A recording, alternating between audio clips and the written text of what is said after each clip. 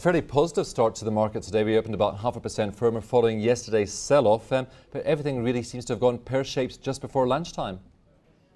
Yes, I think that we had a very aggressive sell-off yesterday, and I think people came into the market and started picking up slightly lower. Some of the general miners, Anglos and Billiton, had some good buying coming in this morning. But I think that the general nervousness in the markets with North Korea and South Korea, and then the contagion that's happening in Europe, it's just making the market a little bit nervous. And so people taking, even though they're entering the market a little bit in the morning, if they make a little bit, they're taking it off quite quickly. So market looking a little bit negative again, and also we're going into Thanksgiving holidays in America. So the market, a little bit of money coming off the table in emerging markets as they close their books for the long weekend. And of course, with that Thanksgiving holiday, we've got the markets closed in the US tomorrow and I think half day on Friday. So would you expect volumes to really start falling on the JSE as the week winds down? Definitely, I think the volumes will be weaker Thursday and Friday. We've got big flow coming in the late afternoon from the States, and that definitely will make a big impact over the next 2 days. It will be relatively, well, there'll be very little volume coming through from that side. I think you can see from the weaker rand that there is a little bit of foreign selling coming through as well, and you can see that they're closing some of their positions for the long weekend. Of course, that rand trading around R7.12 as we head into the afternoon. We also had CPI numbers out a short while ago, a touch higher than expected. We had growth figures yesterday looking weaker than expected. We also had that new economic growth plan outlined by the Economic Development Minister, Ebrahim Patel. Do you think they're also contributing to the rand weakness we're seeing at the moment?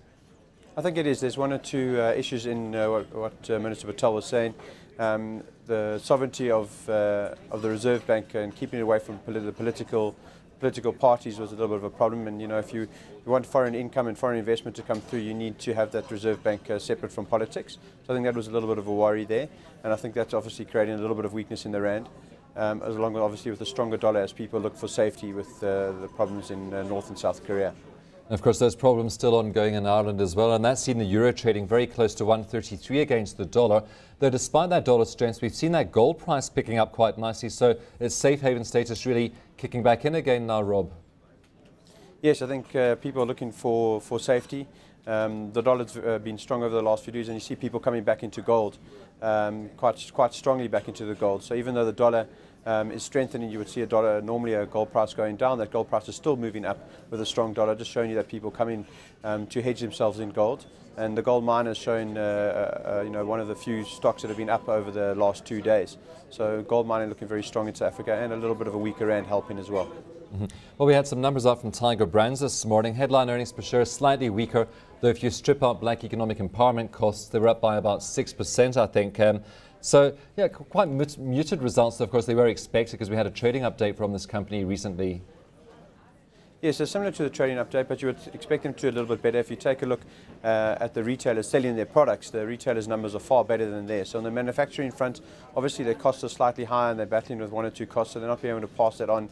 The amount that you see the ShopRites are selling, we saw Massmart coming to say that their sales are up about 13.9%. So they're not doing as well as the retailers themselves.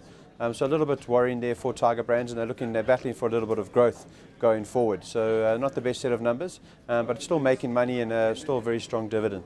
And of course, they are being affected by food deflation in some instances, aren't they? Yes, definitely. I think some of the food products that they're using to manufacture their breads, etc., have come down quite significantly. We've got oversupply of maize in the country at the moment, so that, there is a deflationary pull on a lot of the products. You mentioned that Massmart trading update, numbers for the first 21 weeks of the year. Sales growth 13.9%. What did you make of that?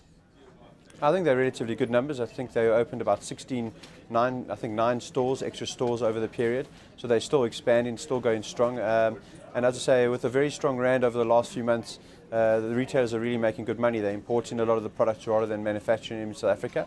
I think that you can also see that on Tiger Brands' number, where some of these retailers are actually importing some of the goods they would normally get from Tiger Brands, and looking relatively strong. And the growth cycle on retailers, even though quite fully priced, continues.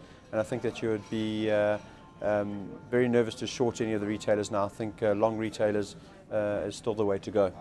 Of course, we had some news out from SAB Miller this morning that it's made its first foray into the Argentine market. So quite exciting news for SAB Miller, and it's really growing its stranglehold on emerging markets here. definitely, if we take a look at their numbers over the last few days, they've got a little bit of a hole in Europe, and in the developed markets they're battling. I think the Miller's Coors is not doing fantastically, and where they're doing really well is the emerging markets. So they're following that model on. We see that now they've now purchased their first brewery in Argentina. It's the first time they're entering the Argentinian market, and that model's worked very well for them, and they'll continue doing it in the future. And they're still looking for growth, and there is still places to buy breweries in the emerging markets, and South African breweries are aggressive in that area. Rob, what would you expect the JSE to do for the remainder of the week, just given the lower volumes we're expected to have and those ongoing tensions in the Korean Peninsula?